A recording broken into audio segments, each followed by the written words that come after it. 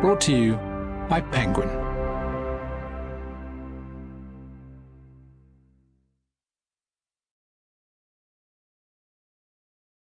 Regeneration, the first book in the Regeneration trilogy, by Pat Barker, read by Simon Russell Beale. Part 1. Chapter 1. Finished with the war, a soldier's declaration. I am making this statement as an act of willful defiance of military authority, because I believe the war is being deliberately prolonged by those who have the power to end it. I am a soldier convinced that I am acting on behalf of soldiers. I believe that this war, upon which I entered as a war of defense and liberation, has now become a war of aggression and conquest. I believe that the purposes for which I and my fellow soldiers entered upon this war should have been so clearly stated as to have made it impossible to change them, and that, had this been done, the objects which actuated us would now be attainable by negotiation. I have seen and endured the suffering of the troops, and I can no longer be a party to prolong these sufferings for ends which I believe to be evil and unjust.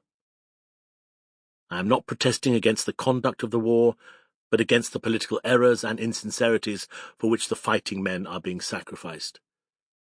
On behalf of those who are suffering now, I make this protest against the deception which is being practiced on them. Also, I believe that I may help to destroy the callous complacence with which the majority of those at home regard the continuance of agonies which they do not share, and which they have not sufficient imagination to realize. S. Sassoon, July 1917. Bryce waited for Rivers to finish reading before he spoke again. The S stands for Siegfried. Apparently, he thought that was better left out. And I'm sure he was right. Rivers folded the paper and ran his fingertips along the edge. So they're sending him here. Bryce smiled. Oh, I think it's rather more specific than that. They're sending him to you. Rivers got up and walked across to the window. It was a fine day, and many of the patients were in the hospital grounds watching a game of tennis. He heard the pop-pop of rackets and a cry of frustration as a ball smashed into the net. I suppose he is shell-shocked. According to the board, yes. It just occurs to me that a diagnosis of neurasthenia might not be inconvenient confronted with this. He held up the declaration. Colonel Langdon chaired the board. He certainly seems to think he is. Langdon doesn't believe in shell shock.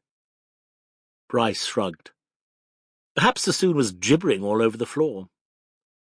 Funk, old boy, I know Langdon. Rivers came back to his chair and sat down. He doesn't sound as if he's gibbering, does he? Bryce said carefully, Does it matter what his mental state is? Surely it's better for him to be here than in prison. Better for him, perhaps. What about the hospital? Can you imagine what our dear Director of Medical Services is going to say when he finds out we're sheltering conchies, as well as cowards, shirkers, scrimshankers, and degenerates? We'll just have to hope there's no publicity. There's going to be, I'm afraid.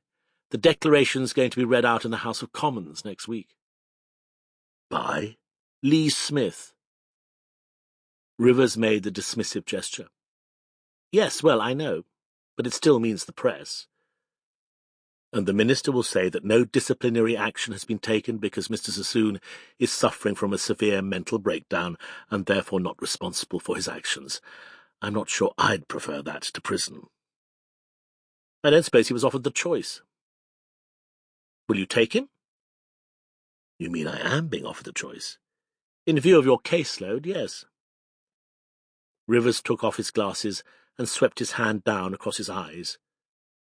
I suppose they have remembered to send the file. Sassoon leant out of the carriage window, still half expecting to see Graves come pounding along the platform, looking even more dishevelled than usual. But further down the... Sample complete. Ready to continue?